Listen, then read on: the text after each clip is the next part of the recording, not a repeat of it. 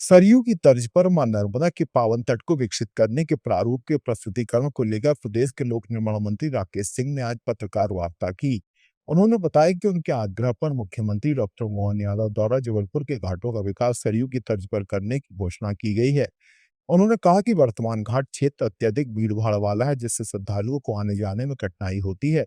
वर्तमान मार्ग की पर्याप्त चौड़ाई न होने के कारण यातायात अव्यवस्थित होता है, जिससे आवागमन प्रभावित होता है और यह लोगों की सुरक्षा के लिहाज से भी ठीक नहीं है। उन्होंने बताया कि घाटों के विकास के पहले चरण में खारी घाट, दरोगा घाट, ग्वारी घाट, उमा घाट, सिद्ध घाट एवं तिलहरी घाट को जोड़कर सरयू के घाटों की तर्ज पर एक रूपता प्रदान की जाएगी।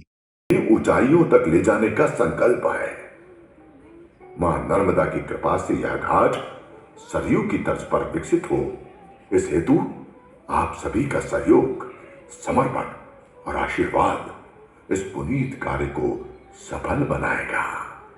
हम कह सकते हैं कि पूरे मध्य प्रदेश वासियों के लिए, वैसे तो वो जहाँ से उद्गम से लेके और जहाँ वो समुद्र में मिलती है वहाँ तक, लेकिन विशेष रूप से मध्य प्रदेश के लिए हम सभी उन्हें मोक्षदायिनी मानते हैं, जीवनदायिनी मानते हैं। और इसी दृष्टि से मैंने ये पहले कहा था कि मां नर्मदा जी के किनारे के इन घाटों को, जो ग्वारी घाट से लेकर खारी घाट, जलेहरी घाट से लेकर खारी घाट तक है, इसको सरयू के घाटों के तर्ज पर विकसित करेंगे। और मैं आभार प्रकट करना चाहता हूं माननीय मुख्यमंत्री जी के प्रति कि उन्होंने विधिवत इसकी बाद में घोषणा की कि सरयू की तर्ज पर इन्हें विकसित किया जाएगा। तो पहले चरण में जलेहरी घाट से लेकर खारी घाट, दूसरे चरण में भटौली को उसमें जोड़ेंगे और तिलवारा के घाट लेंगे। तो एक सुव्यवस्थित घाटों का स्वरूप, जिसमें मां नर्मदा जी का एक चैनल भी लेकर आने वाले हैं, जो लगभग 15 मीटर चौड़ा होगा, 1 मीटर गहरा होगा। उस चैनल में निरंतर जल का प्रवाह होगा। तो जो भी श्रद्धालु हैं, जो स्नान करना चाहते हैं, जो दीपदान करना चाहते हैं, माल्यार्पण करना चाहते हैं, उनके लिए उस चैनल में स्थान होगा। और वो चैनल का जल भी फिल्टर होने के बाद वापस से मां में जाकर मिलेगा।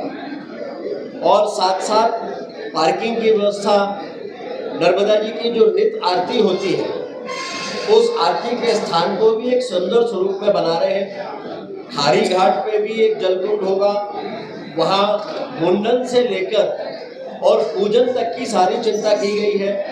तीर्थ पुरोहितों के बैठने की व्यवस्था की चिंता की जा रही है। कुल मिलाकर हम ये कह सकते हैं कि जबलपुर के ये घाट मां नर्मदा जी की मर्यादा के अनुकूल होंगे, सभी पर्यावरणीय अनुमतियों के साथ होंगे और पर्यावरण अनुकूल होंगे।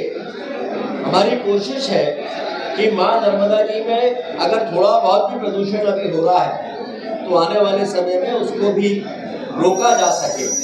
और मां नर्मदा जी की असीम कृपा से ये संभव होने जा रहा है।